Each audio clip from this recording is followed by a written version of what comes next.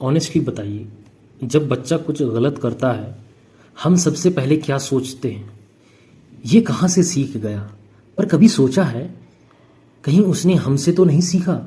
Reality ये है मेरे दोस्तों कि बच्चे सुनने से ज़्यादा देख कर सीखते हैं।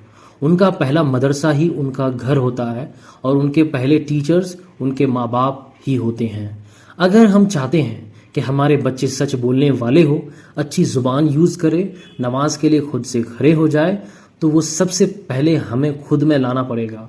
अक्सर हम झूठ से मना करते हैं, लेकिन फ़ोन पर बात करते हैं, मैं घर पर नहीं हूँ, और कहते हैं अल्लाह सब देख रहे हैं, लेकिन नमाज में डिले करते हैं। ये सब कुछ बचपन की आंखों में रिकॉर्ड हो रहा होता है बिना किसी आवाज़ की। बच्चा एक क्लीन स्लेट होता है, एक वाइट बोर्ड। जो हम लिखते हैं वही वो पढ़ते हैं। अगर हम तकवा, सब्र और सच्चाई लिख दें तो ज़िंदगी भर वही पढ़ के बड़ा होगा।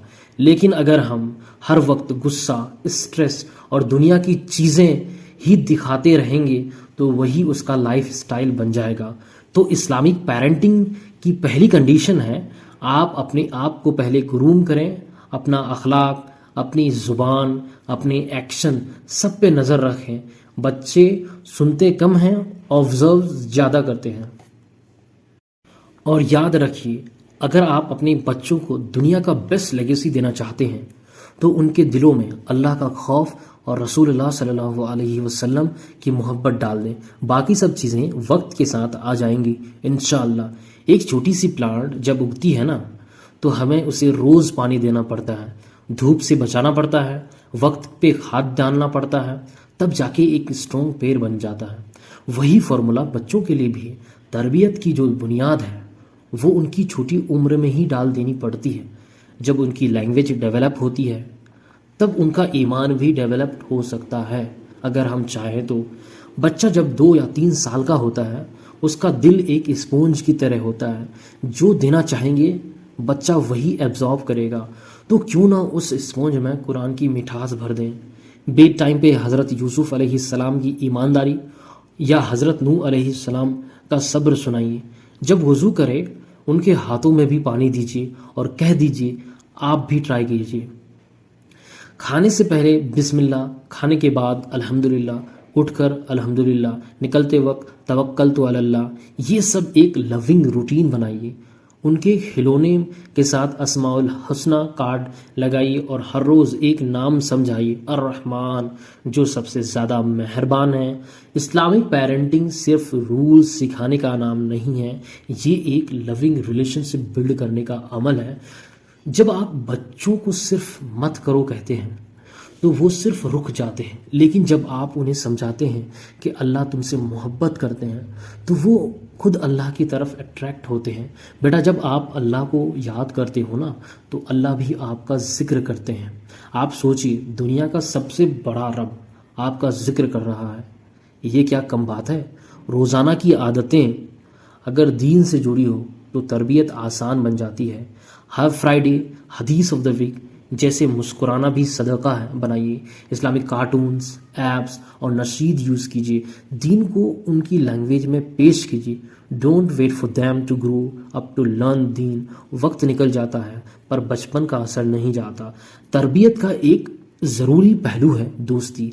हर वक्त माँ बाप बनने के से ज़्यादा ज़रूरी है उनका दोस्त बनना। आज अगर उनके मसाइल पे रिएक्ट करने के बजाय उनका ट्रस्ट जीत लीजिए तो कल वो बड़े मसाइल में भी आपसे ज़रूर मशवरा करेंगे। जब वो पूछें अल्लाह सब कुछ जानते हैं फिर एग्ज़ाम्स क्यों होता है, तो उनका सवाल एक्सेप्ट कीजिए, स्टोरी के थ्रू समझाइए ताकि समझ भी आए और रिश्ते भी बने रहें।